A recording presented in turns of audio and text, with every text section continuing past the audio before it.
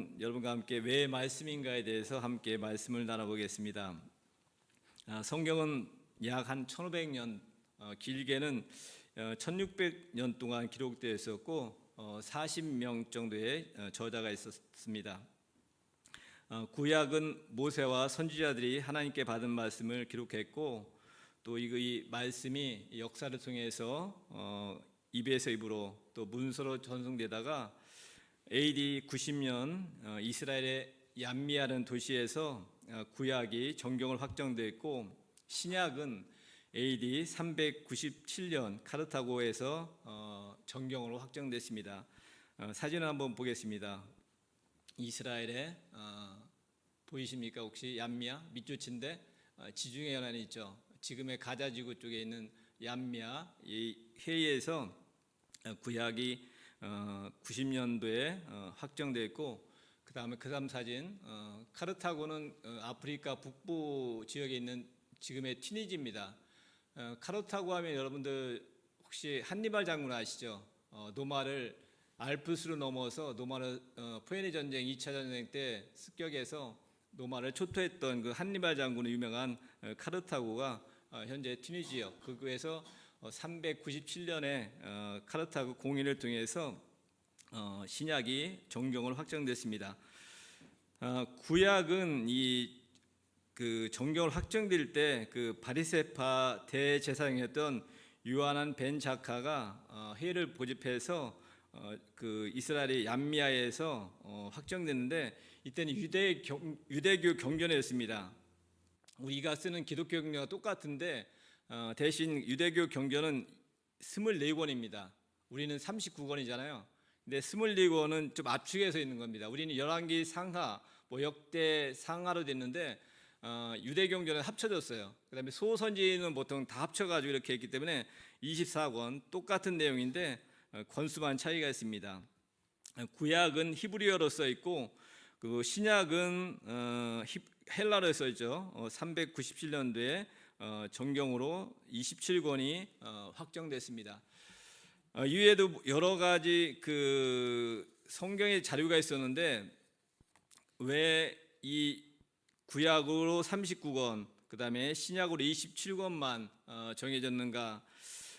그것은 그런 이유 때문에 그렇습니다. 첫째는 신약 같은 경우는 사도가 썼는가 이 글을, 그 다음에 공동체 안에서 시간의 흐름에 검증이 됐는가, 그 다음에 정통성을 가지고 대대로 이어졌는가, 이런 서너 가지, 그 다음에 또 한 가지는 이단적 가르침이 없어야 정경으로서 확정되는, 또 채택되는 그런 이유 때문에 그의 베드로 복음, 또 도마 복음, 야고보 복음 여러 가지 그 기록이 있었는데 그것은 정경으로 확정되지 않고 그냥 지금까지 이어지고 있습니다.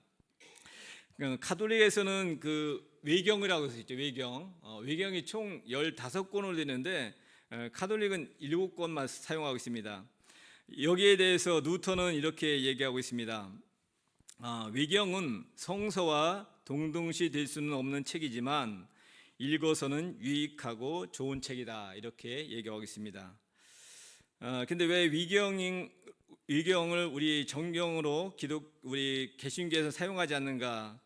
그것은 정경은 하나님의 권능과 은총을 중시하는 반면에 위경은 교회와 신앙 공동체를 중시하고 저자가 확실치 않아요. 그 다음에 보통 신약 성서 같은 경우는 구약에서 많이 인용하잖아요. 그런데 이 위경에서는 구약을 인용한 사례가 하나도 없기 때문에 위경으로 남아있고 우리 개신교 쪽에서는 정경으로 사용하지 않습니다. 오늘 본문을 통해서 그러면 하나님께서 우리에게 성경을 주신 목적이 무엇인가에 대해서 두 가지만 우리가 살펴보도록 하겠습니다. 첫째는 오늘 15절에 보니까 다시 한번 읽어보겠습니다. 15절 함께 읽습니다. 또 어려서부터 성경을 알았나니 성경은 능히 너로 하여금 그리스도 예수 안에 있는 믿음으로 말미암아 구원에 이르는 지혜가 있게 하느니라. 아멘. 저는 구원에 대해서 한번 생각해보면서 구원. 보통 좀 구원을 그 구약과 신약에서는 약간 다른 의미로 사용되고 있는데, 구약에서는 보통 그 자연재해나 적의 침입 같은 데서 이렇게 보호받고 또 해방되는 것, 이런 것을 좀 그 구원으로 많이 사용되었고, 신약 성경에서는 그 죄와 또 죽음, 사단의 권세로부터 구해내는 것, 이것을 좀 이렇게 구원의 의미로 사용하고 있습니다. 보통 구원을 세 종류로 이렇게 설명하고 있는데, 첫째는 과거의 구원이죠. 이것은 뭐냐면 우리가 예수 믿지 않다가 예수님을 믿는, 즉 사단의 권세에서 벗어나 하나님의 자녀가 되는 그런 구원, 이것은 한 번밖에 없죠. 보통 이것을 성령 세례라고 하는데, 성령이 우리 마음에 임했다는 것이죠. 그래서 이것은 과거의 구원이라고 할 수 있고, 그 다음에 미래의 구원은 우리가 이 땅에서 목숨이 끝나서 하늘나라에 가는 것, 이것을 미래의 구원이라고 하면은 현재 진행 중인 구원이 있습니다. 그것은 뭐 죄든 질병이든 뭐 사단의 권세이든 그다음에 물질적인 거든 이 땅에 살아가면서 여러 가지 문제를 해결하는 것, 이것이 현재 진행 중인 구원입니다. 저는 이 세 가지를 동시에 이룬 그 사람이 성경에 있더라고 보니까. 누구냐면 예수님께서 십자가에 달리셨을 때 한편에 있던 강도죠. 그 강도는 그 당시에 예수님한테 당신 나라에 나에게 임하게 해달라고 했을 때 네가 나와 함께 낙원에 있으리라 이렇게 말씀하시면서 죽는 순간, 그 자리에서 구원받고 바로 죽는 순간 낙원에 가는, 천국에 가는 그런 동시에 세 가지 사건이 일어나는 그것을 볼 수 있습니다. 이렇듯 구원은 우리가 이 땅을 살아가면서 참 문제가 많잖아요. 보통 인생은 문제 해결의 연속이라고 하지 않습니까?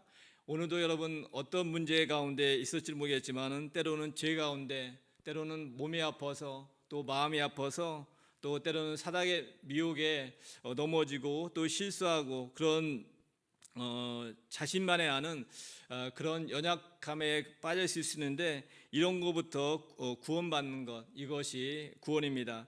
그렇기 때문에 이 땅을 살아가면서 성경을 통해서 우리가 날마다 구원을 이루는 것이 참 필요함을 깨닫습니다. 그래서 우리가 하나 예를 들면 참 세상을 살아가면서 물질적인 게 참 우리한테 크게 다가오고 참 중요하잖아요. 그러다 보면 물질이 있으면 참 기분이 좋았다가 물질이 없으면 또 힘들어하고, 또 남과 비교했을 때 참 잘 사는 사람들, 또 많이 가진 사람들이 부러워하고 참 그럴 때마다 우리 마음이 낙심되고 이게 뭔가 이렇게 참 자기 신세를 한탄할 때 있는데, 그럴 때마다 저는 그 사도 바울이 고백했던 것, 자족하는 마음, 그 마음을 많이 묵상하는 것 같아요. 먹을 것과 입을 것이 있으면 족하다.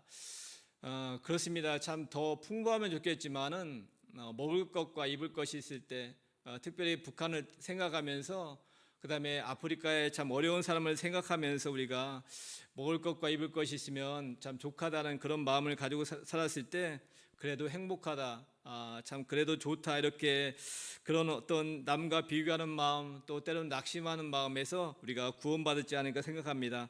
그렇습니다. 이런 예뿐만 아니라 참 여러 가지 그 인생사라에서 다가오는 여러 가지 문제를 우리가 해결하는 것, 이것이 구원이기 때문에 이 말씀이 다 들어 있습니다. 그렇기 때문에 우리가 날마다 말씀을 묵상하고 읽고, 또 때로는 암송하고 듣고 하는 그 이유가 이런 이유입니다. 두 번째는 우리가 오늘 16절과 17절을 함께 읽어보겠습니다. 여기에서는 두 번째, 선한 일을 행할 능력을 갖추게 한다고 합니다. 함께 읽습니다. 모든 성경은 하나님의 감동으로 된 것으로 교훈과 책망과 바르게 함과 의로 교육하기에 유익하니, 이는 하나님의 사람으로 온전하게 하며 모든 선한 일을 행할 능력을 갖추게 하려 함이라. 아멘. 여기서 온전하게 한다, 교훈과 책망과 바르게 함과 의로 교육하기에 유익하니, 이 말씀을 생략하고 온전하게 한다는 말은 그 헬라어로 아르티오스라는 말인데, 여기서는 아로는 적합하다에서 파생된 말인데, 여기서 그 해석하면 완전히 적합한, 그런 어떤 상태에서 완전히 적합한 상태를 온전하다고 합니다. 또 다른 말로 온전하다는 것을 좀 해석하면 성숙하다, 그런 의미로 좀 해석해도 괜찮을 것 같습니다. 그래서 때로는 교훈하고 또 책망하고 때로는 바르게 하고 또 의로 교육해서 하나님의 사람으로 온전하게 완벽하게 준비하는 거죠. 적합하게, 완전히 적합하게 준비해서 성숙돼서 모든 선한 일을 행할 능력을 갖추게 한다는 것이죠. 그런 사람이 있는 것 같아요. 말씀을 많이 읽는 것이 중요하지 않고 행하는 것이 중요하다, 이렇게 말씀하는 분이 가끔 있어요. 맞는 말입니다. 그런데 한편으로는 틀린 말일 수 있거든요. 근데 말씀을 많이 읽다 보면 이런 능력이 자연스럽게 갖춰지는 것 같아요. 그래서 말씀을 많이 읽는 것도 중요하고 또 연구하고, 뭐 어떤 때는 한 절만 연구하거나 뭐 또 한 본문을 연구하는 것도 중요하고, 그러니까 여러 가지 방법을 우리가 추구하는 것이 중요한 것 같아요. 그래서 한 가지 방법이 아니고 여러 가지 방법을 통해서 우리가 거기에서 교훈도 얻고 또 거기서 책망도 듣고 또 바르게 어떤 것이 바른 삶인가, 또 그다음에 의로 교육하게 어떤 것이 인간으로서 행할 도리인가를 배우면서, 그러다 보면 자연스럽게 온전한 사람이 돼서 선한 일, 우리가 세상의 빛과 소금의 역할을 감당할 수 있는 그런 능력을 갖추는 것이 말씀의 능력이 아닌가 생각합니다. 그러면 이런 능력을 갖추기 위해서 우리가 어떻게 할 것인가? 그것은 하나님 말씀을 날마다 듣고, 로마서 10장 17절 한번 보겠습니다. 로마서 10장, 용훈 형제 뒤로 넘어갑니다. 로마서 10장 17절 함께 읽습니다.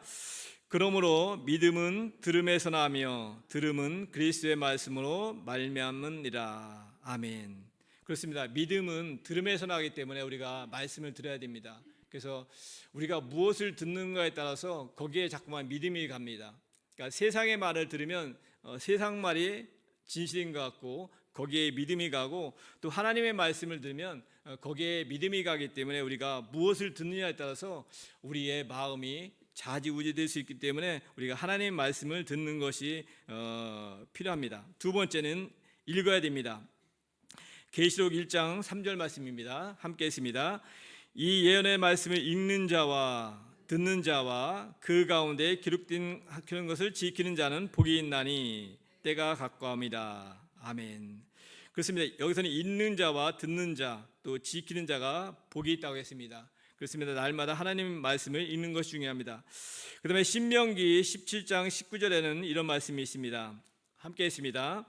평생에 자기 옆에 두고 읽어 그의 하나님 여호와 경외하기를 배우며 이 율법의 모든 말과 이 규례를 지켜 행할 것이라.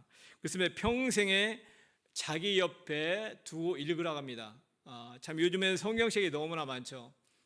집에도 있고 교회도 있고, 우리 또 매일 들고 다니지 않습니까? 핸드폰에 참 어플이 잘 돼 있어가지고 어디든지 화장실이든 뭐 주방이든 뭐 거실이든 우리가 버스 안이든 지하철이든 정말 24시간 거의 지니고 다닐 수 있는 것이 말씀인 것 같습니다. 그렇습니다. 평생에 자기 옆에 두고 읽어, 이것이 하나님께서 우리에게 원하시는 것입니다. 세 번째, 연구하는 것입니다. 사도행전 17장 11절 말씀입니다. 함께 했습니다. 베레아에 있는 사람들은 데살로니가에 있는 사람들보다 더 너그러워서 간절한 마음으로 그 말씀을 받고 이것이 그러한가 하여 날마다 성경을 상고함으로. 그렇습니다. 간절한 마음으로 그 다음에 성경을 상고했다. 이 상고란 말을 찾아보니까 자세히 맞추어 그러니까 자세히 이것이 맞는가 틀리는가 자세히 연구한다는 것이죠. 그렇습니다. 많이 읽는 것도 중요하지만 한 절을 가지고 씨름하는 것도 중요합니다. 한 단어 가지고 참 구원이 무엇인가, 그 다음에 또 선한 능력을 갖추는 것이 무엇인가를 성경 말씀을 통해서 또 책을 통해서 연구하는 것이 필요함을 깨닫습니다. 또한 디모데후서 2장 15절에 이런 말씀이 있습니다. 함께 있습니다. 너는 진리의 말씀을 옳게 분별하며 부끄러울 것이 없는 일꾼으로 인정된 자로 자신을 하나님 앞에 드리기를 힘쓰라. 여기 보니까 너는 진리의 말씀을 옳게 분별하며, 그렇습니다. 참 이 분별하는 것이 참 중요한 것 같아요. 그렇지 않으면 우리가 잘못된 길에 빠질 수 있습니다. 잠깐 그 이단에 빠지는 사람들이 참 똑똑한 사람들, 청년들이 많이 빠지거든요. 그 사람들은 성경에 대해서 알고 싶어하는 열정이 많은 사람들이에요. 그런데 이단들이 사용하는 것은 그 말씀을 잠깐만 왜곡시키잖아요. 잠깐만 자기 식대로 해석하다 보니까 거기에 잘 빠져드는 것 같아요. 근데 이 성경의 해석에 대해서 참 우리가 얼마나 정확하게 해석할 수 있을까? 이단들은 정말 성경 말씀을 거의 100% 해석하는 것처럼 이렇게 자신 있게 얘기하는데, 과연 신학 교수든 똑똑한 목사든 누가 이 성경 말씀을 자신 있게 100% 해석할 수 있겠습니까? 우리가 하늘나라 갔을 때 온전하게 알 수 있다듯이 여기에서는 우리가 최대한 접근해서 거기에 최대한 접근하려고 노력할 뿐이지, 우리가 어느 누구도 성경을 100% 옳게 해석할 수 없습니다. 그렇기 때문에 우리가 꾸준하게 끝까지 하늘나라 갈 때까지 말씀을 연구하고 하는 것이 필요함을 깨닫습니다. 네 번째는 참 약한 부분에 암송도 필요합니다. 시편 119편 11절입니다. 함께 있습니다. 내가 주께 범죄하지 아니하리하여 주의 말씀을 내 마음에 두었나이다. 두 번째 잠언 7장 3절 말씀입니다. 이것을 네 손가락에 매며 이것을 내 마음판에 새기라. 그렇습니다. 이것은 하나님 말씀이죠. 이것을 마음판에 새기라고 하고 있습니다. 골로새서 3장 16절에도 이런 말씀이 있습니다. 함께 있습니다. 그리스도의 말씀이 너희 속에 풍성히 거하며 모든 지혜로 피차 가르치며 권면하고 시와 찬송과 신령한 노래를 부르며 감사하는 마음으로 하나님을 찬양하고. 그렇습니다. 자, 우리가 이 암송하는 것, 이것은 어렸을 때 참 중요한 것 같아요. 나이 들어서 암송 안 하면 잘 암송도 안 되지만은 쉽게 까먹어요. 돌아서면 까먹는 게 참 우리의 한계인 것 같습니다. 그렇기 때문에 어렸을 때 암송하는 것이 참 중요합니다. 지난번 작년인가요? 우리 베란다 옆에 테라스 옆에 뽕나무 절단 작업을 했지 않습니까? 네, 박효진 집사님 직원이 오셔가지고 이렇게 같이 도와서 하는데, 그분은 어렸을 때 성경학교 다닐 때 성경 암송하는 것을 지금 교회 안 다니는데 줄줄이 외우더라고. 저보다 더 많이 외워요. 그때 외웠던 것이 어렸을 때 성경학교 때 다 외웠다고 하더라고요. 어렸을 때 참 어렸을 때 이 하나님 말씀을 암송하는 것, 그것이 얼마나 중요한지 다시 한번 그분을 통해서 저도 깨달았습니다. 그렇기 때문에 우리가 어린 자녀가 있으면 함께 일주일에 한 절씩 아니면 한 달에 한 절씩 같이 암송했을 때 용돈을 주거나 또 선물을 사주거나 하면서 했을 때 정말 나중에 컸을 때 이것이 큰 재산이 되지 않을까 다시 한번 생각합니다. 마지막으로 묵상하는 것이 중요합니다. 시편 1편 1절과 2절 말씀입니다. 함께 했습니다. 복 있는 사람은 악인들의 꾀를 따르지 아니하며 죄인들의 길에 서지 아니하며 오만한 자들의 자리에 앉지 아니하고 오직 여호와의 율법을 즐거워하여 그의 율법을 주야로 묵상하는도다. 그렇습니다. 이렇게 하나님 말씀을 듣고 읽고 그다음에 연구하고 암송하고 묵상하는 이유는 우리가 아까 구원에 이르는 지혜도 배우고 그다음에 선한 일을 행할 능력도 갖춘다고 하는데, 여기에서 끝나면 안 되고 우리가 가장 중요한 것은 행하는 것이 중요합니다. 행하는 것. 말씀을 많이 읽는 것도 중요할 수 있고 그다음에 한 절씩 연구하는 것 중요할 수 있지만은 결론적으로는 행하는 것이 가장 중요합니다. 그러니까 옳게 분별하고 그것을 행하는 것이죠. 그러니까 자기 뜻대로 내가 복음대로 하는 것이 아니고 하나님 말씀을 최대한 옳게 분별하면서 그 분별을 가지고 행하는 것. 아까 읽었듯이 계시록 1장 3절에 보니까 기록한 것을 지키는 자는 복이 있다고 했습니다. 하나님 말씀을 지키는 자는 복이 있다. 그러면서 D.L. 무디는 이런 말씀을 19세기에 부흥사였던 D.L. 무디는 이런 말을 하고 있습니다. 성경은 지식을 증가시키라고 주신 것이 아니라 삶의 변화를 위해 주신 것이다. 맞는 것 같습니다. 이거 지식을 증가시키기 위해서 많이 한다고 물론 좋을 수 있겠지만은 그것보다는 삶에서 적용하는 것이 가장 중요함을 깨닫습니다. 그 다음에 미국에서 가장 존경받는 학자였던 예일대 총장을 지냈던 윌리엄 리옹 펠프슨이 이런 말을 하고 있습니다. 나는 대학 교육의 가치를 충분히 인정한다. 그러나 성경 지식이 대학 교육보다 훨씬 더 값지다. 성경 지식이 충분한 사람은 교육을 받은 것이나 다름없다. 어떤 것에 대한 배움도 폭넓은 지식도 성경 지식과는 바꿀 수 없다. 이렇게 말씀하고 있습니다.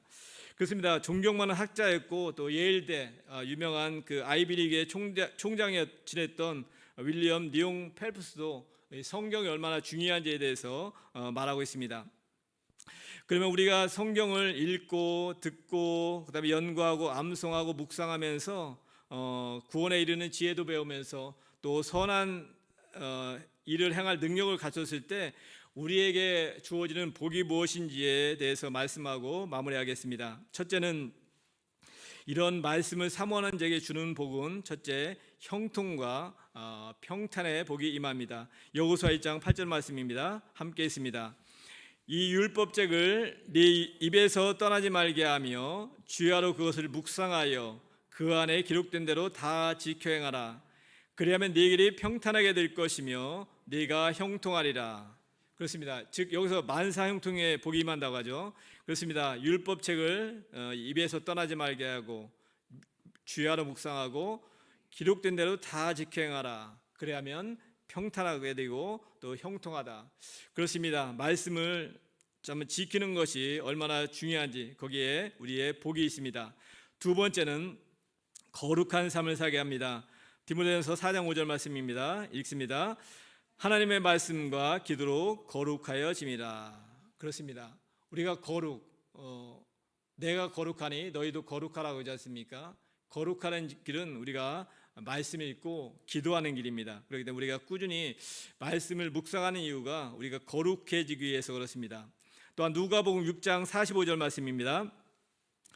함께 있습니다. 선한 사람은 마음에 쌓은 선에서 선을 내고 악한 자는 그 쌓은 악에서 악을 내나니 이는 마음에 가득한 것을 입으로 말합니다.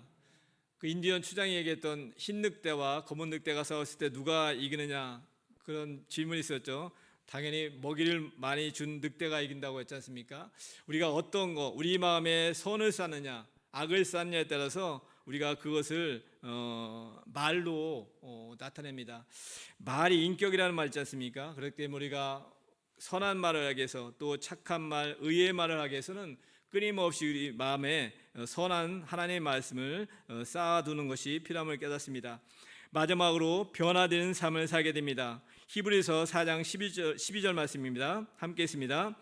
하나님의 말씀은 살아있고 활력이 있어 좌우의 날선 어떤 검보다도 예리하여 혼과 영과 및 관절과 골수를 찔러 쪼개기까지 하며 또 마음의 생각의 뜻을 판단하나니. 그렇습니다. 하나님 말씀은 활력이 있다고 했습니다.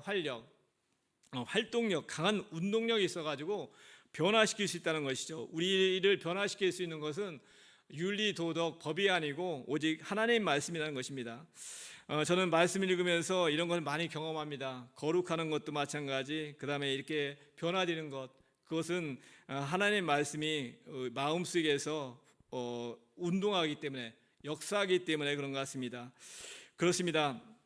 세상에는 훌륭한 책과 지식이 참 많습니다.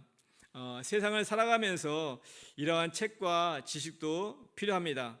그보다는 앞서 성경 지식이 우선입니다. 성경 위에 세상 학문과 지식을 녹아내어서 세상을 지혜롭게 살아가야 합니다. 성경을 날마다 듣고 때로는 읽고 묵상하고 연구하고 때로는 마음에 새겨서 그것을 삶에서 지켜나가면 우리의 삶이 형통하고 또 즐겁고 행복한 삶이 될 것입니다. 그런 삶을 살 수 있는 우리 모두가 되기를 소망합니다. 기도드리겠습니다. 사랑해 주님, 우리가 연초에 40일 동안 성경 일독을 하는데 그때만 읽고 또 성경 읽기가 또 약해지지 않았는지 우리의 삶을 돌아봅니다. 다시금 말씀에 대한 사모함을 주셔서 다시금 우리가 작정한 분량을 읽을 수 있는 그런 결단하고 실천할 수 있는 우리가 돼서 하나님께 주신 복을 누릴 수 있는 우리 모두가 될 수 있도록 함께하여 주시옵소서. 이 시간은 주님께서 우리 각자에게 필요한 은혜 주시고 또 결단할 수 있는 귀한 시간이 될 수 있도록 함께하여 주시옵소서. 모든 것을 주님께 맡겨오며 우리 주 예수 그리스도로 기도드립니다. 아멘.